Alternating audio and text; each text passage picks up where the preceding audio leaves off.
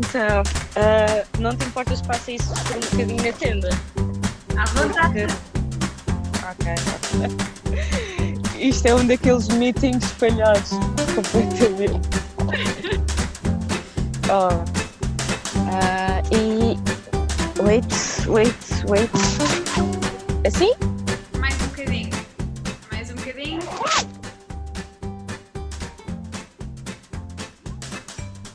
Obrigada por estares aqui a dedicar um bocadinho do teu tempo. A ideia seria, como já falámos algumas vezes, não só nos dias de hoje, mas há muitos anos que tu tens sido para mim uma inspiração naquilo que fazes e também na forma como surpresa, estás a fazer uma cara. Eu diria que é um bocado ao contrário, mas... Mas a tua forma de ser e a forma como realmente a tua atitude perante situações de injustiça e lutar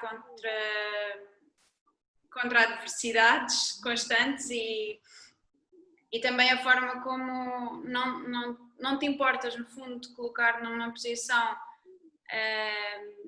menos confortável para lutar por aquilo que queres, que eu acho que isso é uma grande inspiração. E apesar de tu seres muito vocal com os teus amigos e com as pessoas que te rodeiam, eu acho que mereces ter uma plataforma em que mais pessoas ouçam aquilo que é um bocadinho a tua experiência, o teu ponto de vista e também algumas das coisas que tens falado. Por isso daí eu ter-te convidado para fazer esta gravação muito amadora, que a ideia seria eu partilhar no meu canal do YouTube, mas que tem um subscritor, o meu pai, estou a brincar, mas pronto, um bocadinho também para registar este momento entre nós, porque a nossa amizade já é uma coisa de há tanto tempo e há tantas histórias, tantas coisas interessantes que tu estás-me sempre a contar e a verdade é que nós não temos propriamente um registro disso, por isso achei que seria giro fazer isto e ainda mais giro o facto de estares numa tenda. Onde?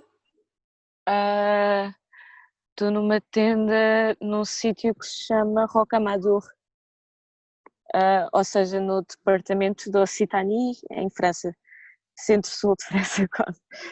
Queres explicar como é que chegaste até aí ou porque é que estás aí neste momento? Estou meio perdida, mas antes, obrigada Marta, percebo o que é que tu queres fazer, realmente percebo, porque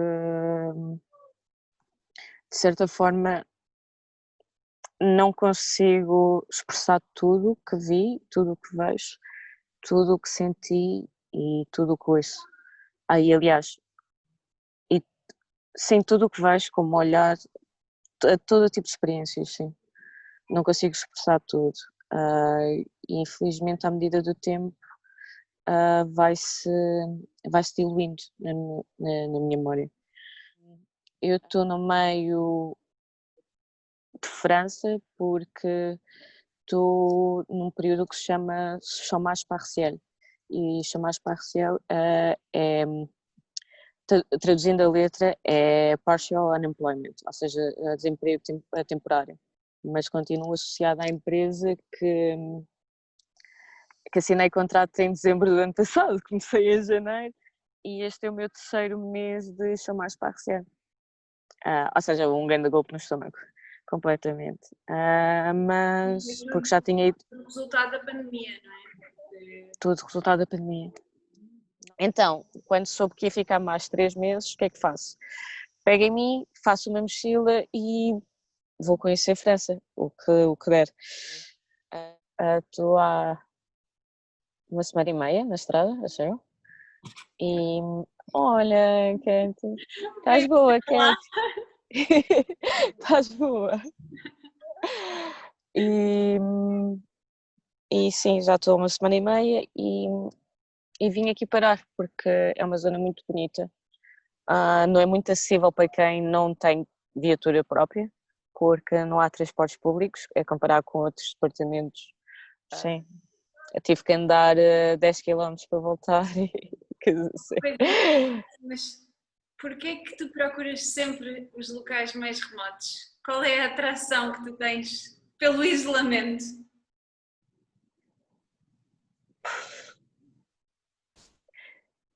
O isolamento deixa-te tempo para pensar, deixa-te tempo para admirar, deixa-te tempo para pôr-te à prova, essencialmente. Mas foste visitar a gruta, que pelas fotografias que havia era muito, muito, muito, muito, muito gira. Valeu muito a pena, valeu muito a pena. Mas reformulando, não se trata de isolamento, porque tu depois conheces, vais falando. Por exemplo, eu à ida já estava atrasada e dei conta que o Google Maps não me ia ajudar, então começo a fazer o dedo. Foi uma prova muito difícil, Corona time, claro. Mas entretanto para um rapaz, exato. Percebi, fazer o dedo é pedir boleia. Sim, sim, sim. Eles aqui Estava a chamam tentar stop. perceber o que era fazer o dedo. Desculpa. Eles aqui chamam stop, que é o hitchhiking. Ahm, e, sim, só que agora nestes tempos está muito difícil. E sim, e vais criando laços provisórios também um bocado para manter a tua sanidade, se posso dizer isso, que é uma sanidade de 5 minutos para teres uma conversa adequada. Ah, e gosto do isolamento, gosto de estar no meio do nada, literalmente. Desculpem, sociedade. Não, não, não. Se voltarmos um bocadinho atrás e gostava mesmo de partilhar, e lá está, estamos à vontade para falar daquilo que tu sentires à vontade e daquilo que tu quiseres partilhar, porque estando a tornar, entre aspas, a tua vida pública, eu quero que te sintas confortável para fazer aquilo e dizer aquilo apenas que tu sentes que deves fazer. Mas sei que, começando um bocadinho pelo início, digamos assim, que a adolescência e crescer um bocadinho para ti não foi fácil. Houve, tal como nós, em várias épocas ou de formas diferentes, houve um bocadinho de bullying, um bocadinho de injustiças. Não sei se gostavas de falar um bocadinho como é que esse período da tua vida te marcou tanto. E se calhar também partilhar algumas coisas que se calhar as pessoas não têm noção de como é que marca a vida de uma pessoa por aí adiante. Bem, antes de mais, dás-me só licença para, porque tal como te disse aqui há bocadinho quando estava a caminho, parei numa loja de produtos regionais e comprei queijo, que está embalado. Não se preocupem que ele não vai derreter dentro da tenda. E comprei esta cerveja da região que ganhou uma medalha de bronze em Paris há 2 anos atrás. A Ratos. Sim, e ontem provei, é muito boa. Então posso ver enquanto falo contigo, porque ela ainda está fresquinha. Eu, entretanto, vou só fazer só um segundo, vou só lá abaixo tirar o bolo do forno e volto já, pode ser? É só... Ok, combinado. Voltando à pergunta. Ok. A adolescência. A adolescência para mim dividiu-se em 2 fases. Uma e essas 2 fases estão associadas a diferentes graus de ingenuidade e de confiança também. A primeira fase foi uma ingenuidade boa, era uma criança e mesmo tínhamos aquelas brincadeiras que podemos chamar bullying, mas era aquele bullying de crianças do bairro, não denegrindo. O que é que consideras esse bullying de crianças do bairro? Não dizendo, não passando a mão na cabeça desse bullying, claro que não, obviamente que não, porque isso também marcou muito a forma como eu passei a ter vergonha do meu corpo, a ter vergonha da forma que eu era e infelizmente um bocado isso, porque não sei se te lembras, eu tinha 2 totós gigantes, já viste essas já?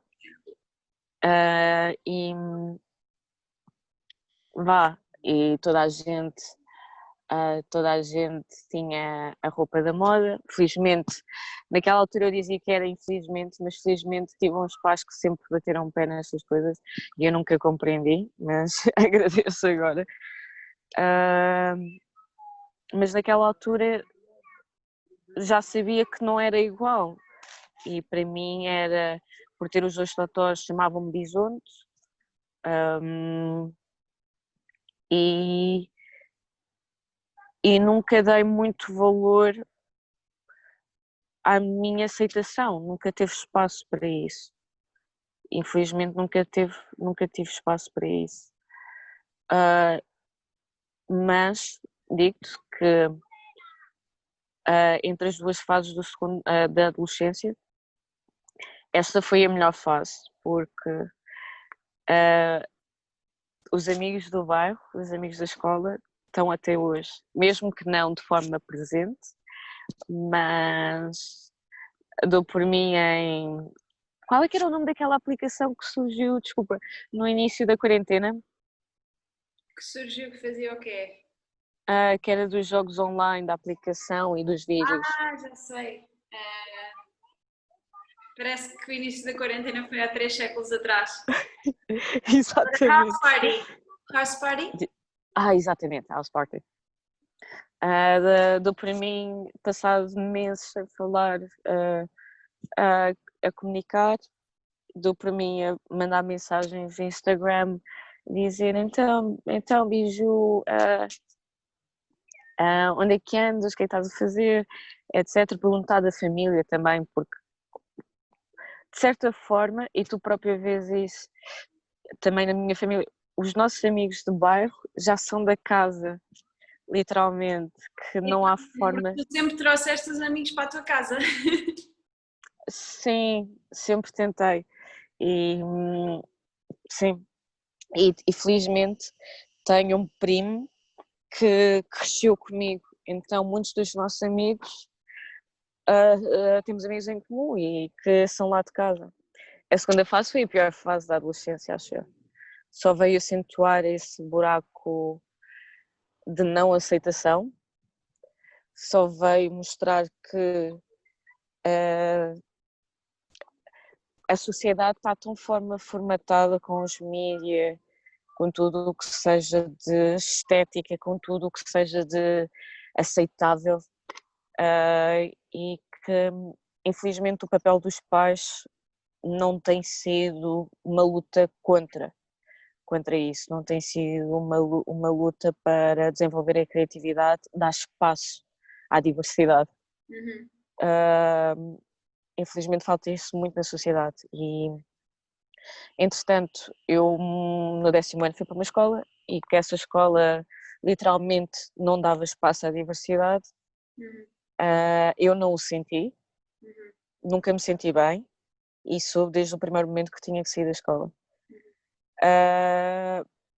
Fui para outra escola, continuei a sentir o mesmo. O que é que eu acho que exemplos podem fazer com que uma coisa se torne muito simbólica e podem ter o problema de quando dás o exemplo, depois tu só pensas naquele episódio específico, mas por outro lado também ajuda um bocadinho a tornar real aquilo que estás a falar, e partilhar um bocadinho das coisas que passaste. Há algum exemplo ou exemplos de situações que tenhas passado que gostasses de partilhar?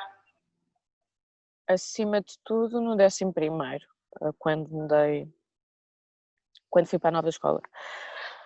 Imaginem o contexto, uma miúda de 15 anos, quantos anos é? 16? 16, sim, 15, 16 anos a mudar de escola, primeiro dia de aulas, uma miúda que nunca disse não a um professor, porque não sabia dizer não aos professores.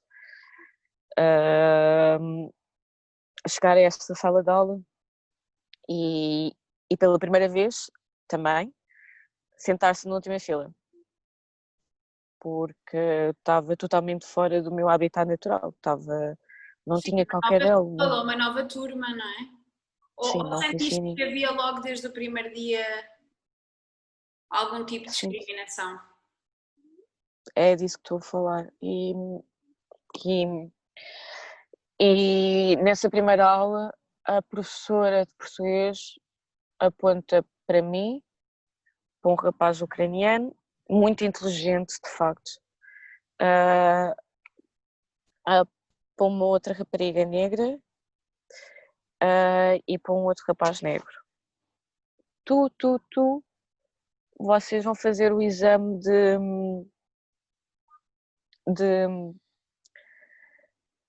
avaliação para saber o vosso nível de português.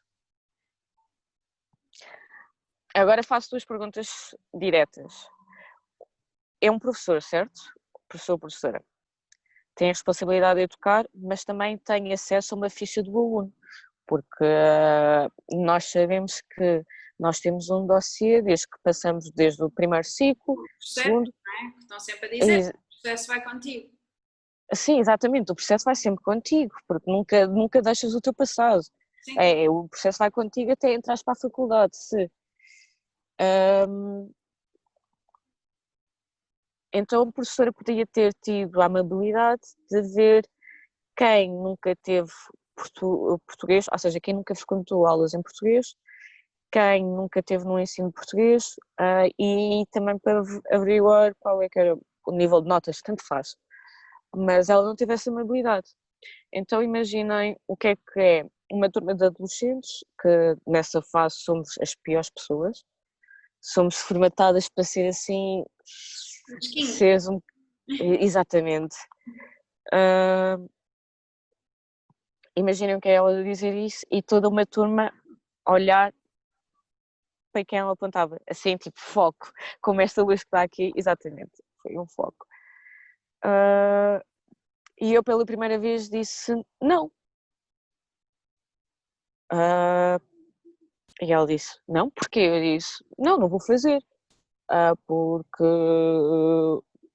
já nem me lembro o que é que ao certo eu lhe disse, deve ter dito uma destas coisas que acabei de dizer. E ela vira-se, mas vais fazer? Eu disse, não vou. E então eu pego em mim, quer dizer, não peguei em mim nessa altura, claro que não, e disse, professora, posso sair da sala? E ela disse, sim, podes. Assim que eu saio da sala, a primeira coisa que eu faço foi chorar. Porque literalmente sabia que nunca tinha sido tão humilhada como nesse dia. E se calhar até hoje acho que não voltou a acontecer. Quer dizer, voltou, mas com uma suavidade diferente.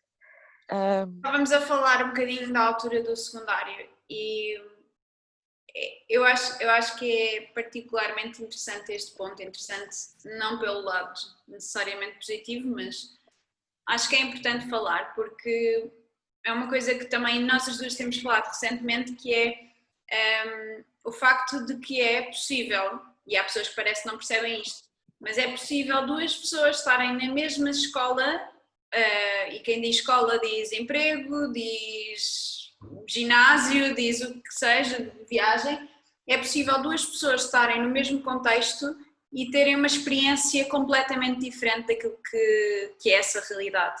E acho que, e nós quando falamos da escola, essa escola em que partilhámos, que para mim foi o melhor sítio onde eu já estive, aliás, eu durante um curto período de tempo saí dessa escola e pedi por tudo e consegui voltar, porque para mim foi um espaço de inclusão, foi um espaço de aceitação, foi um espaço onde encontrei amigos, mas também professores que me apoiaram. Foi totalmente o oposto daquilo que tu sentiste e daquilo que tu viveste. E acho que mostra mais uma vez que é possível nós estarmos várias pessoas no mesmo ambiente e termos experiências diferentes. E acho que principalmente tendo em conta aquilo que estávamos a falar e algumas dessas histórias, e já te peço para continuares, mas acho que principalmente nos momentos da adolescência, acho que é tão importante que haja mudança, que haja mais aceitação que as coisas não estão certas, e estamos a falar de discriminação ou de injustiças no geral. Só um curto exemplo que eu me lembro, que eu acho super errado, mas eu quando, mais ou menos nessa altura, 15, 16 anos, eu tinha, pronto, acho que como muitas raparigas, mas tinha muitos complexos com o meu peso, era uma coisa que estava sempre na minha cabeça e eu lembro-me da escola ter uma parceria, associar-se aos concursos de moda que havia, eu acho que era da L'Oréal ou qualquer coisa, onde eles iam fazer os castings à própria escola. E onde na própria escola nós tínhamos de preencher o formulário em que dizíamos a nossa altura, o nosso peso, as nossas medidas. Ora, nós estamos a falar de uma escola onde já existia, como em todo o lado, discriminação e gozo e as crianças são mazinhas umas com as outras e a própria escola acaba por abrir as portas a este tipo de situações. E eu acho que isto é só um exemplo e eu peço que também possas partilhar mais, porque eu acho que, mais uma vez, os exemplos são essenciais para as pessoas perceberem que as coisas são reais e que existem e que são materiais. E que sim, falta muito a formação dos nossos professores do outro lado, falta-lhes muito isso. Não os posso culpar diretamente porque isto é um ciclo vicioso, isto é um sistema vicioso, porque da mesma forma como nós passamos, eles certamente aprenderam dos mesmos problemas e segue um transporte, é um transporte de problemas. Nesta escola onde nós partilhamos um ano, dou-te um exemplo, e tu que sabes qual é que é o caso, porque no dia em que fui falar com a dita professora, eu disse, e ela era a minha diretora de turma, ou seja, uma diretora de turma tem que, quer dizer, parece-me, acho eu, tem que estar ali como se fosse a abelha-mãe, para não somente direcionar, mas também ter o seu lado mais humano. É isso que falta.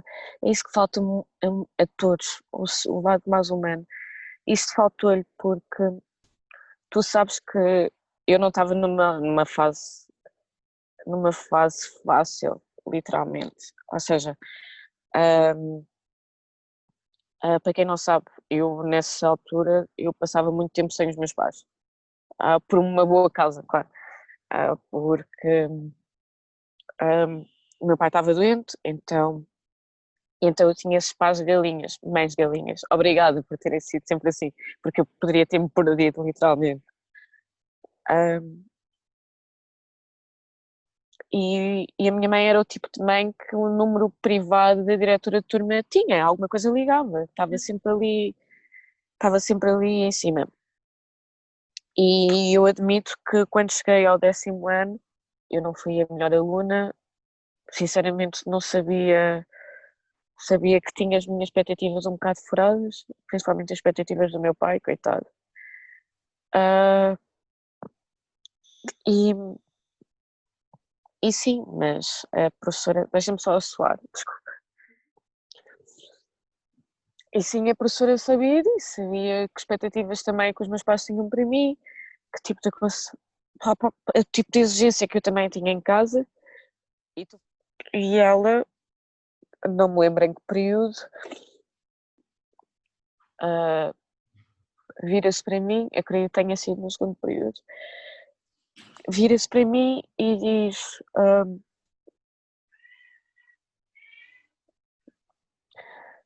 não achas não achas que é melhor mudares para o ensino profissional porque não te vejo acabar o agrupamento de ciências, sim, eu estava em ciências, não te vejo acabar ciências, se calhar é melhor passares para um agrupamento para um agrupamento profissional, para um curso profissional. Espera aí, eu não sirvo para nada. A falhar muito nas aulas ou ela tinha essa conversa? Tu estavas realmente a ficar muito para trás nas aulas ou a tua professora tinha este tipo de conversa com todos os alunos? Ou... Não, foi comigo. Porque eu tenha tido conhecimento, fui única. Mas porquê é que ela teve esta abordagem? Queres que seja sincera? Quero que digas aquilo que tu sentes. Bem, a única negra, notas medianas, quando toda a turma havia os preferidos. E tu tens um leque de raparigas, eu não me enquadrava nessas raparigas, enquadrava mais nos rapazes, porque os rapazes vieram comigo da tal escola da primeira fase da adolescência que foram os anos de ouro. Ah, e sim, eu não fazia nenhum parte de leque preferidos, infelizmente. Ah, e, e apanhei e apanhei com esta opinião da professora. A opinião pode ser, é a opinião dela, está no seu direito, mas cabe a um professor saber, saber impulsionar, saber direcionar, saber conversar, saber entender, saber falar e isto faltou. Na área que tu querias, porque eu acho que também uma coisa que é importante perceber é tu estavas a seguir o caminho que tu acabaste e fazendo um bocadinho de spoiler, acabaste por ter muito sucesso e estás na área que gostas ou conseguiste pelo menos seguir essa área de certa forma, dentro da área de ciências, com sucesso, mas tu não estavas, eu sei que os teus pais eram exigentes e que havia muita pressão em casa, mas tu não estavas a fazê-lo por eles, certo? Tu estavas, era ali que tu querias estar, correto? Uh, Posso dizer que 85% que sim, porque se tivesse sido, aí tá, tinha que.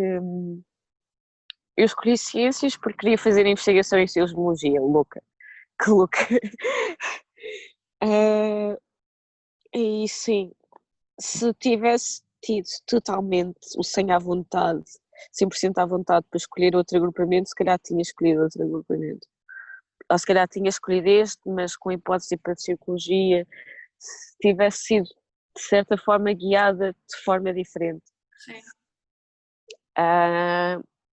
Mas sim, acabei por ir para ciências, para o agrupamento que e fiz o que queria dentro de ciências.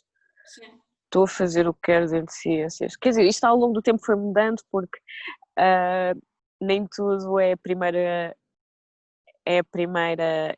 capa que nos vendem. Sim. Mesmo assim, e dentro da minha área foi um bocado assim. Não me deixaram encaixar. Nunca tive, não me senti, mas também não me foi dada total oportunidade. Porque desde o ponto em que tu queres fazer outra coisa, desde o ponto que tu tens outros interesses, desde o ponto em que tu queres, se calhar, ver notícias ou partilhar coisas de filosofia e és uma adolescente, se calhar isto não está do agrado de todos, não é visto como o normal, é esquisita. E infelizmente sempre foi um bocado assim. Desculpa, estou só a pensar porque isto traz tantas memórias. Do secundário, Sim, tu se calhar também, o teu secundário na escola onde nós estivemos foi bom, foi. mas falaste da situação da L'Oréal. Eu fazia parte, como tu dizes, e eu não tenho pudor, digamos assim, mas eu acho que para muitos dos professores eu era uma das favoritas. Isso que estás a falar de favoritismos, eu acredito que eu tivesse dentro desse leque, porque eu não lambia botas a ninguém, passo a expressão, mas eu era muito interessada, eu estava dentro do status quo que eles procuravam. Engraçado como eu própria agora apanhei na minha própria rede de pensamentos, porque todas as coisas que eu ia dizer que faziam de mim ser favorita, não haveria nenhum motivo pelos quais não fariam de ti também uma favorita, porque tu eras uma pessoa muito opinativa no bom sentido, que sempre leste muito, sempre estiveste muito interessada sobre a atualidade, mas também sobre a história, sobre diferentes esferas da sociedade, sobre ciência política. Aliás, eu acho que foste uma das grandes influências na minha adolescência para me interessar pela vida política, ou pelo menos para entender um bocadinho mais. Fomos juntas ao Parlamento de Jovens a primeira vez. Mas é engraçado, eu própria estava a pensar nisto agora e tudo isso que eu poderia caracterizar como ok, devido a X, Y, Z, eu era uma preferida dos professores, tu também tinhas. Mas não. Mas é Fala muito ao futuro. subjetivo. A questão do Eu não tenho favoritismo. Problemas em falar mal em falar do sistema, falar das coisas que vê. Infelizmente já saí há algum tempo e não posso. Estou no direito a opinar, mas não com toda, com toda a seguridade de quem vive opina. Uh, uma das coisas que no outro dia fez recentemente 4 anos foi quando estava na obra e, e tinha acabado de chegar à obra e tinha que fazer indução. A indução é passar por certas apresentações da tua obra, desde a qualidade, higiene e segurança, fazeres o rastreio médico, etc. Ok, tipo o onboarding, digamos assim. Exatamente, um onboarding. Uh, e num desses dias eu tinha que passar pelo gabinete médico para dar uma noção. Eu em Angola sou colocada na lista dos favoritos, porque isto tem dois lados. Porque sou a neta do colono e, e estudei cá fora. Como é que tu te sentes em relação a isso?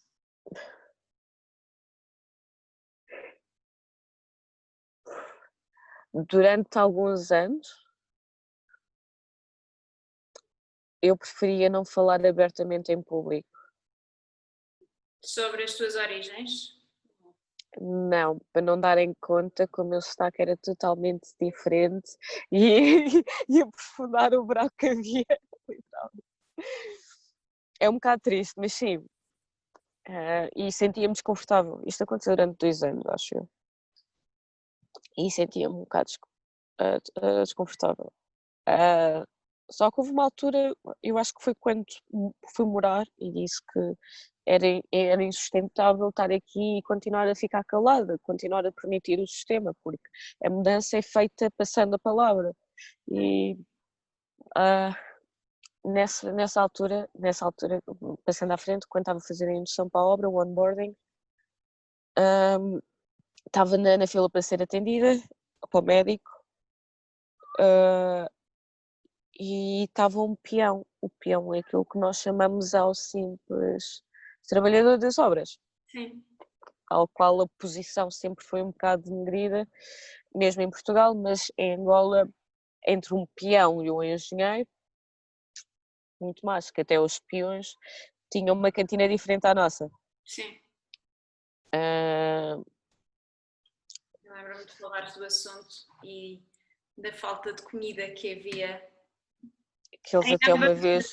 Mas principalmente na dos peões e a necessidade que tinham de ir apanhar a fruta das árvores e tudo mais, mas isso é outra história, muito triste, mas outra história, mas continua. E estava um peão que era sexta-feira. E normalmente à sexta-feira todo mundo quer ir embora para apanhar o autocarro para casa, quem for passar o fim de semana em casa, quem não for. E este peão estava realmente a sentir-se mal, mas ninguém o queria atender. Os detalhes estão todos no meu Facebook, eu depois posso ir lá procurar, que escrevi tudo, já foi há algum tempo. E ninguém o queria atender, nenhum médico. Eu basicamente, com o meu à vontade, quando fui chamada pelo médico, porque a recepcionista diz-lhe que não havia nenhum médico. Mas eu fico assim a olhar, confusa, então eu digo ao peão, olha, espera aí, senta-te aqui comigo. Sentou-se, passado não sei quantos minutos eu fui chamada, e eu assim à porta do consultório para o médico. Olha, mas estão a dar consultas hoje, o que é que está a acontecer? Estamos, etc. Blá, blá, blá.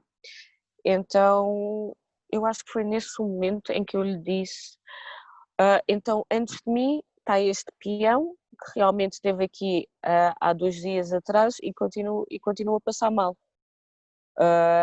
E eu tipo a gritar isto entre a porta do consultório aberta e para toda a gente que estava na recepção. Falta clarificar isso, é que quando tu dizes estas coisas não é assim neste tom casual, não é? Tu enches de paixão e... Um bocadinho, um bocadinho.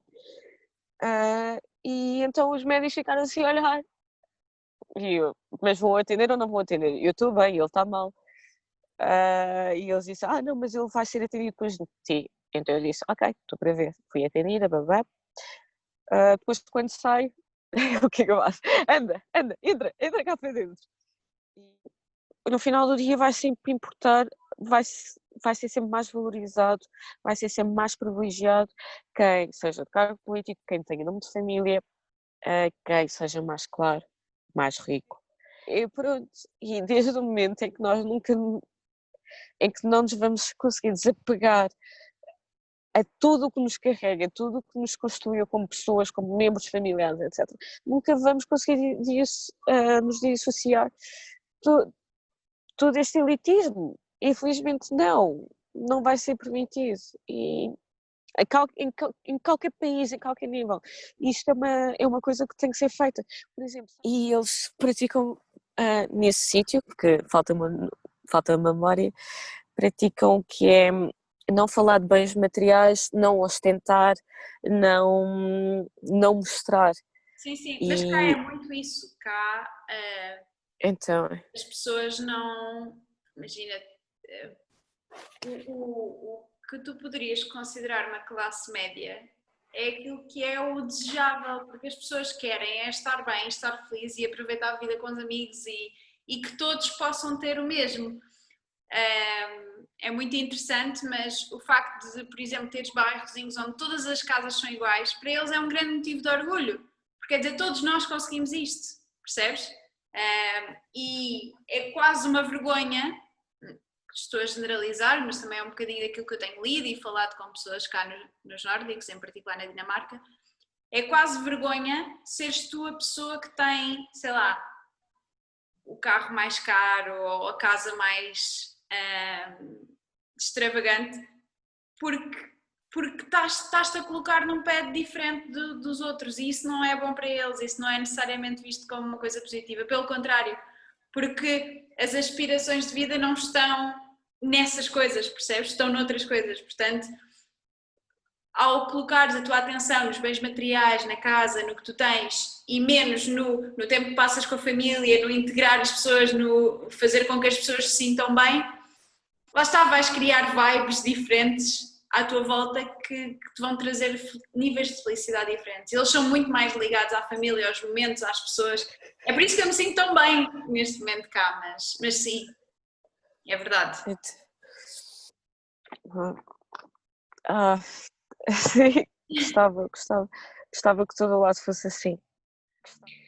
Aquilo que eu sempre lutei, que eu sempre pensei que fosse verdade, que eram as três realidades, as três palavras, que era liberté, égalité, fraternité, que era welcome da Europa, não existe. E tu nessa altura tu tiveste todo o tipo de argumentos possíveis contra a aceitação de refugiados. Isto vai abrir um fosso gigante. Já se sabia que havia uma grande barreira para imigrantes económicos, mas o mundo, não só a Europa, estava, não se importava, não se importa, infelizmente não se importa com quem foge para ter um nadinha de sobrevivência. Porque não estamos a falar de pessoas que estão a fugir para, e é o que eu sempre digo, não estamos a falar de pessoas que estão a fugir para ganhar um bocado mais, não. Ou para ter um currículo como nós, para fazer o trabalho que querem, não se trata disso. Estamos a falar de uma coisa que nós nunca vamos sentir, que é fugir para viver, para tentar sobreviver, ou tentar viver, é diferente. Porque estás a arriscar a tua vida diferentes vezes num barco e não sabes se vais sair lá, ou se os teus filhos que estão contigo vão sobreviver a essa viagem de barco. Passando para a realidade na Grécia, quando chegaste lá, o que é que encontraste?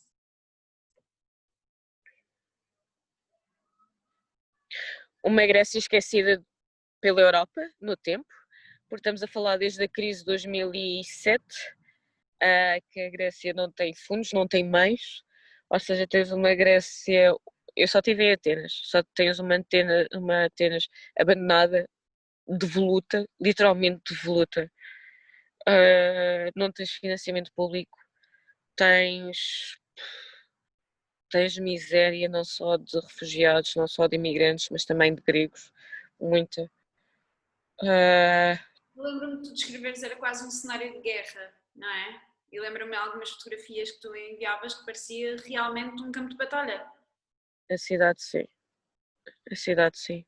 E é um bocado. A Europa literalmente pôs a Grécia dentro do pacote e tira para um lado e com os acordos está tudo ok. E vai continuar a ser assim. E o que é que tu foste lá fazer? Eu não sabia muito bem o que ia fazer.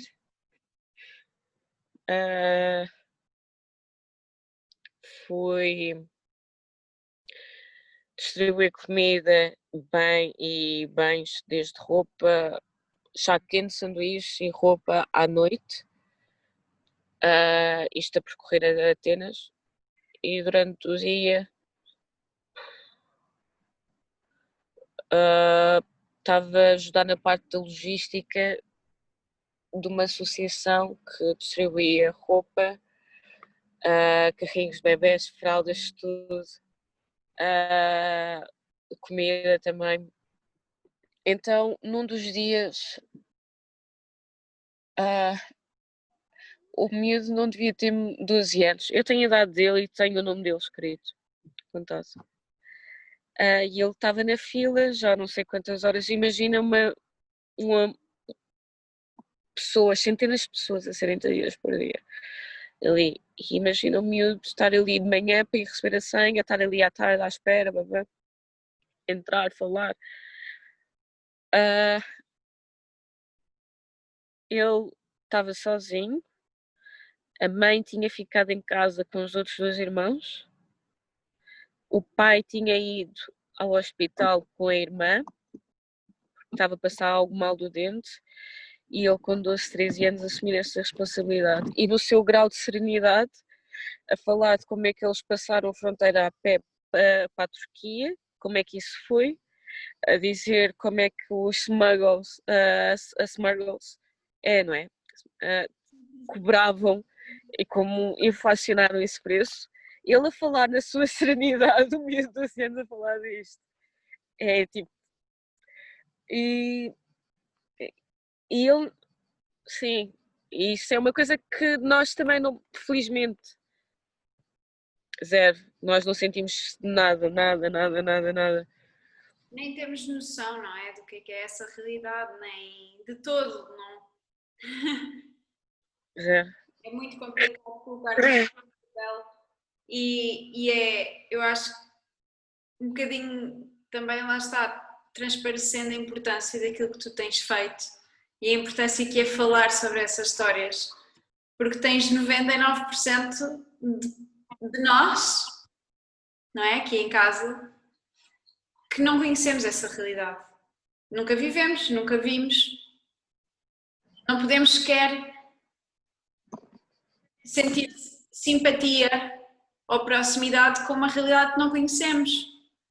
E podemos culpar os mídia, podemos culpar a nossa falta de tempo para nos informarmos sobre a atualidade, a falta de leitura, podemos culpar muitas coisas, mas a verdade é que não existe uma barreira gigante entre essa realidade e eu acho que tu tens tido, desde sempre, desde que eu me lembro de ti, papel fulcral em aproximar as pessoas da realidade. E fizeste-o comigo. Eu não sei se te lembras, mas devíamos lá estar ter 15, 16 anos, na altura, quando nos conhecemos, e tu puxaste-me e disseste, olha, vamos fazer voluntariado, não sei se te lembras disto. Na Quinta da Torre. na, onde é que era? Quinta da Torrinha, na Meixoeira. Na Leixeira. Pá, vamos lá, os miúdos precisam da nossa ajuda.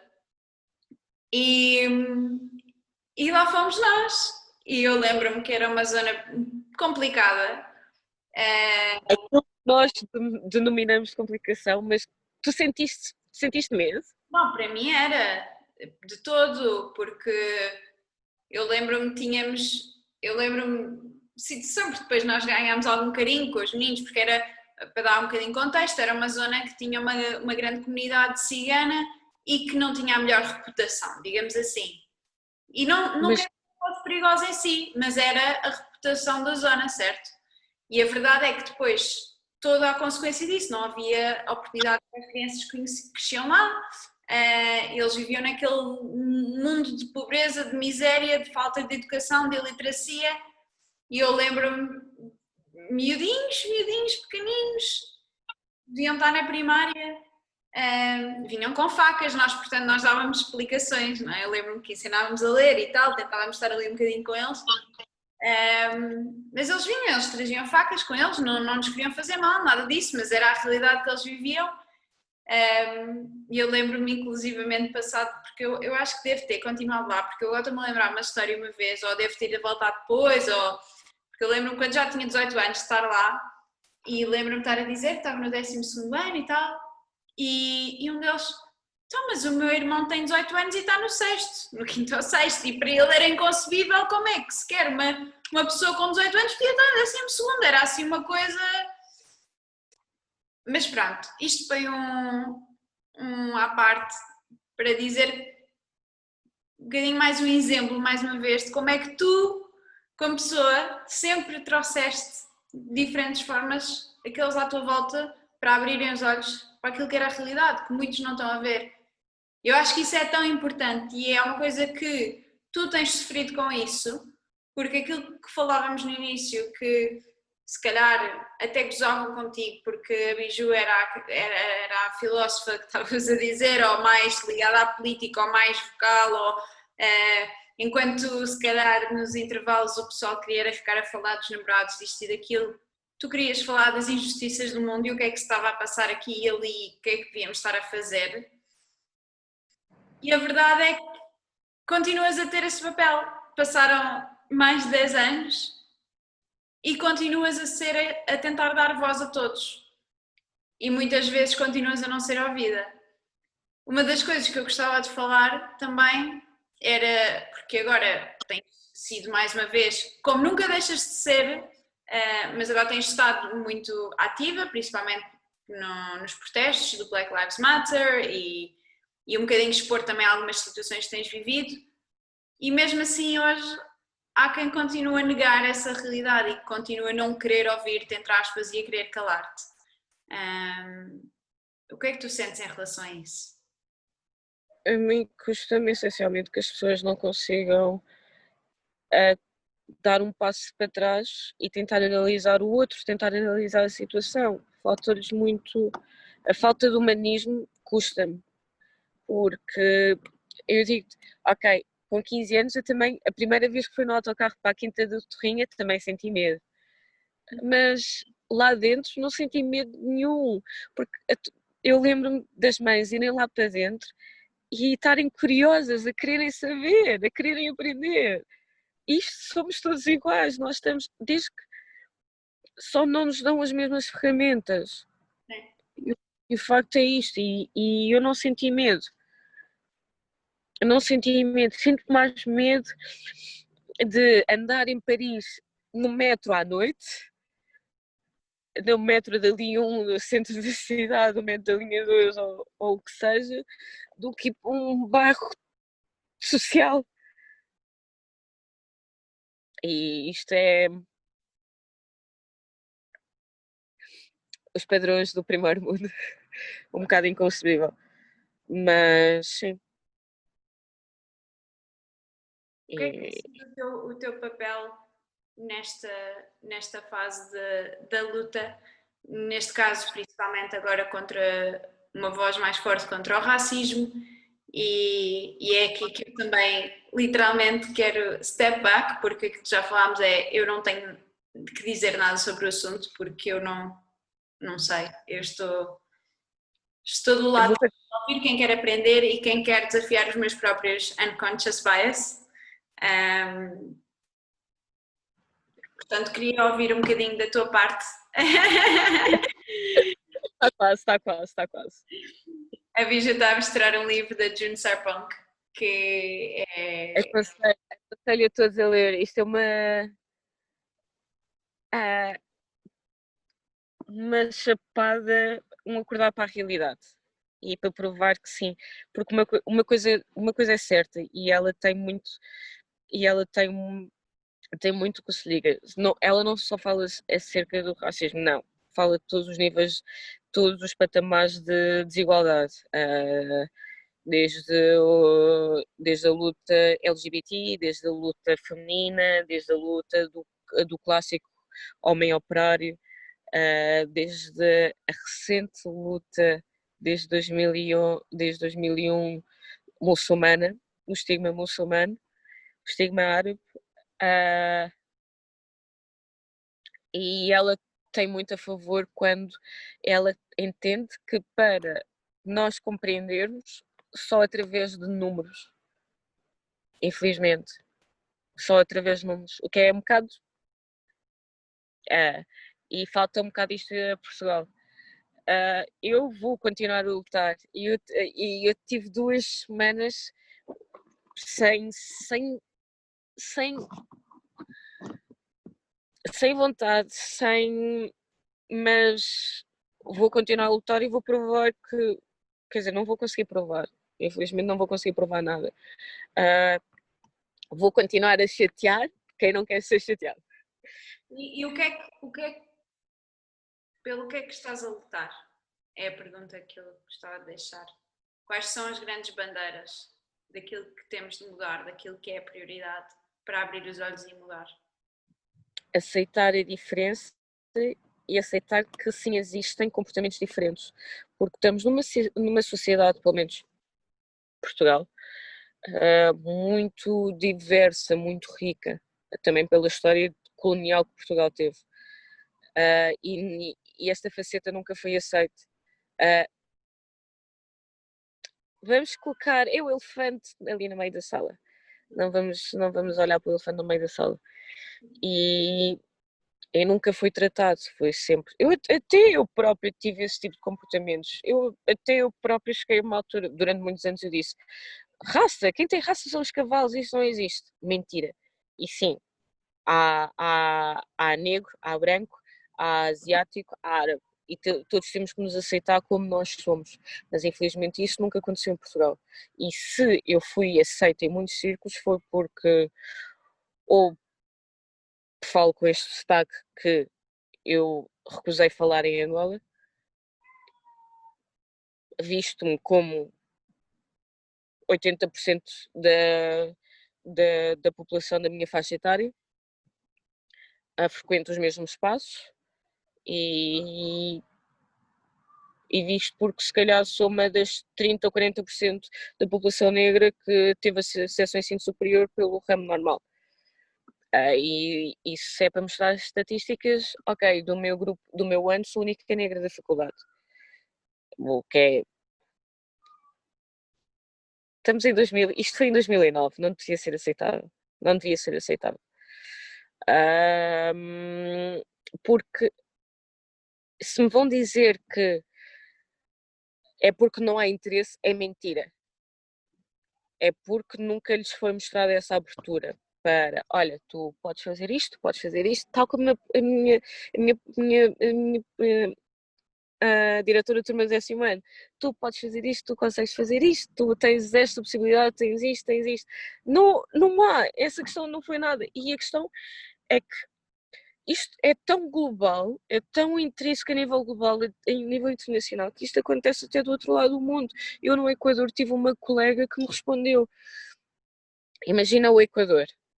O Equador tem, a maior parte do seu PIB vem da exploração petrolífera. E ou seja, estamos a falar de um curso que é muito, muito querido entre todos e matam-se todos para ter este curso. Ser engenheiro de petróleos ou engenheiro químico ou ir para esta escola nacional da Engenharia Nacional em Quito. Tive uma colega que respondeu: mas os negros não têm interesse. Não têm interesse para ir para... não têm interesse em seguir o ensino profissional. Ou ir para este curso. Sim. Eu não lhe consegui responder porque não lhe consegui responder. E aí está, a verdade é que isto é tão globalizado que nós não temos noção. Isto é um mal que nós continuamos a construir e continuamos a negar, mas chegou a altura de dizer: eu não quero este mal, eu não quero, eu tenho que aceitar, tenho que aceitar que isto é verdade e que isto acontece quando menos e onde menos espera. E esta é a minha luta, é chatear quem não quer ser chateado, quem não quer continuar, quem não me dá 5 minutos de atenção, quem não me dá 5 minutos de antena, 1 minuto de antena pode ser, que alguém primeiro vê o meu primeiro post, mas não deu seguimento porque já sabe do que é que eu vou falar. Eu quero continuar a chatear essas pessoas e vou continuar a chatear, vou continuar a chamar de racistas, mentes fechadas, xenófobos, egoístas, tudo e mais um bocado, porque nós estamos num ciclo e todos dependemos uns dos outros, quer queiramos, quer não. E irrita-me. E acima de tudo, se neste momento em que isto é uma panela de pressão e a pressão está cada vez. E eu não falo de mim, não, falo mesmo da questão em Portugal, da questão racista, e que ela já está tão evidente que as pessoas começaram a não ter descaramento em opinar, deixaram de ter vergonha em maltratar, infelizmente. E isto agora passou ao nível em que tu não compreendes, tu não ouves, mas bebes copos comigo, dizes que és meu amigo, tu não compreendes, ou seja, não estás a compreender quem faz o mesmo comigo, quem é de minha casa. E sim, agora acabou. E é isto. A minha luta é esta e eu estou para defender quem são os meus, porque no final do dia não vão ser meia dúzia de gatos pingados que estiveram na minha fase do secundário, da adolescência, não.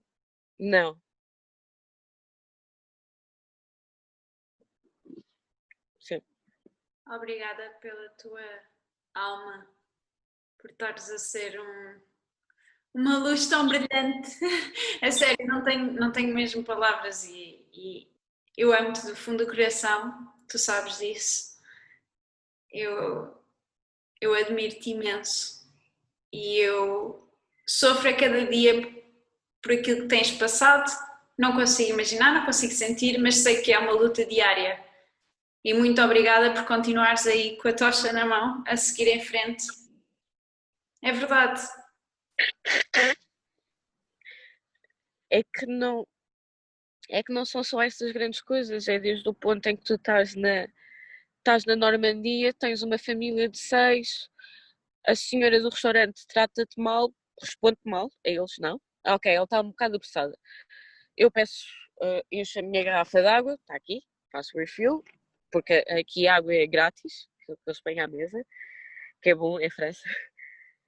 A outra família pede mais uma garrafa de água, ela leva, e a minha ela diz que não. Isto foi há 2 semanas. Antes de eu ter começado, quando fui primeiro à Normandia. Isto foi há 2 semanas. Não, mentira, isto foi em São Michel, foi quando comecei, há 1 semana e meia. E a questão disto tudo é, lá está, mais uma vez, são exemplos, mas não é. Ok, pode haver um dos exemplos que se calhar não tem a ver com racismo, mas a verdade é um e amanhã acontece isto, e no dia a seguir acontece aquilo, e pá, começa a ser demasiado para ser coincidência, não é? Vai sempre acontecer, porque tu não és welcome da mesma forma como outros. Por isso. Acho que alguém aqui quer dizer. Emma! Estás boa, Emma? Ela esteve aqui a ouvir a entrevista toda. Ok. Estou aqui ao lado, deitadinha. Estás muito fofinha, Emma. Tem saudades tuas. Eu sei, também tenho. Tenho que ir aí. Para isto de parede.